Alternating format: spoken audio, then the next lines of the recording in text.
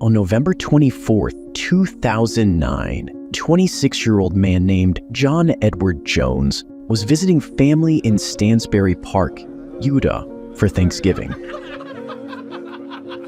The family decided to do some cave exploring like they used to when John was a kid. They chose a popular location they'd never been to before called Nutty Putty, which was named after the soft brown clay lining the cave's interior. At 8 p.m., John entered the cave with 10 other friends and family members and began exploring a large chamber known as the Big Slide.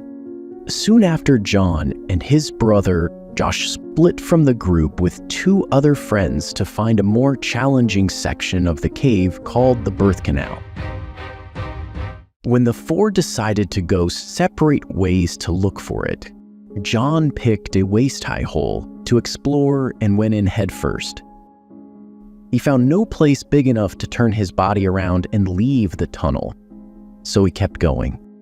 John eventually saw a fissure that dropped nearly straight down in front of him, which may have appeared to widen out at the bottom, giving him a spot to turn around.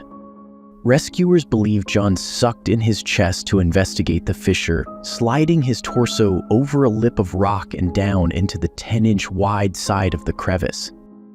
But when his chest expanded again, he was stuck. Instead of widening so John could get out, the crack grew smaller and all but closed.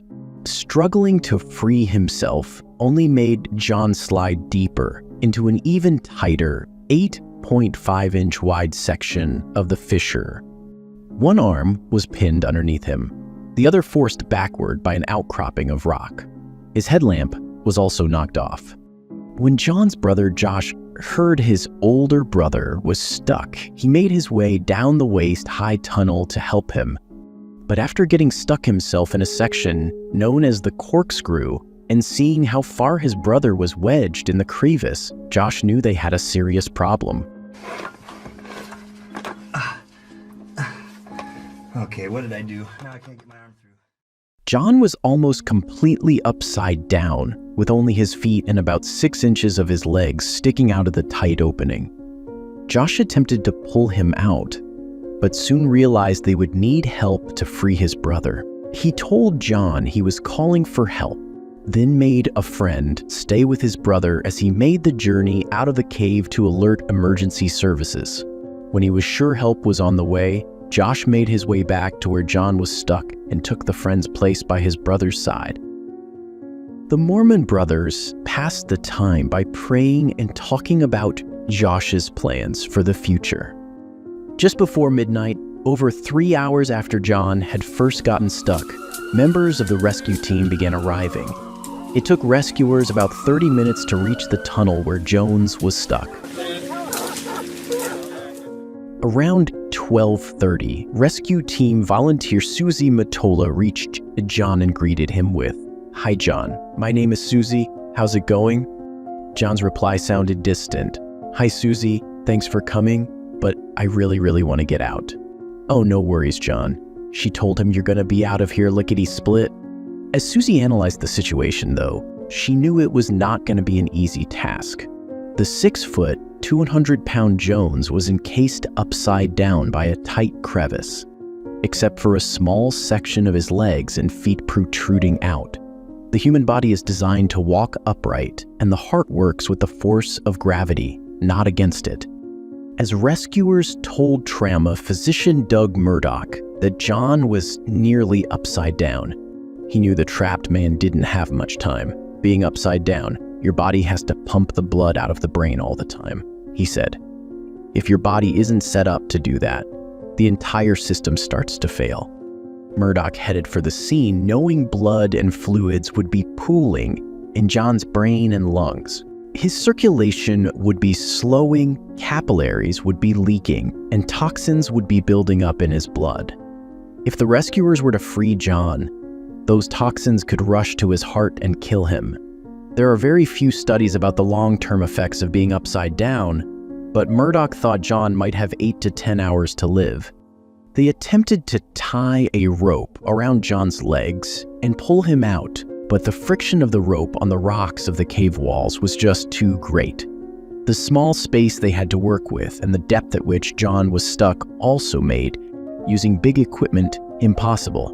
Tiny chisels and a drill were used to widen parts of the cave.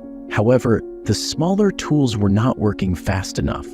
They then began constructing a pulley system out of climbing cams, but each trip into the tunnel to pass a piece of equipment took nearly an hour.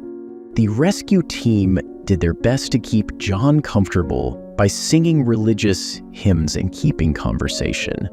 But as the hours passed, rescuers began to hear John's voice grow nasally and his breathing labored as fluids began to slowly fill his lungs.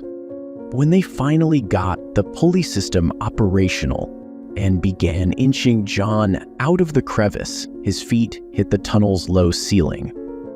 With his heart struggling to pump blood into his legs, the contact made him scream in pain. That's when the rescuers came to a horrible realization. The angle of the tunnel meant they couldn't bend John's body backward without likely breaking his legs.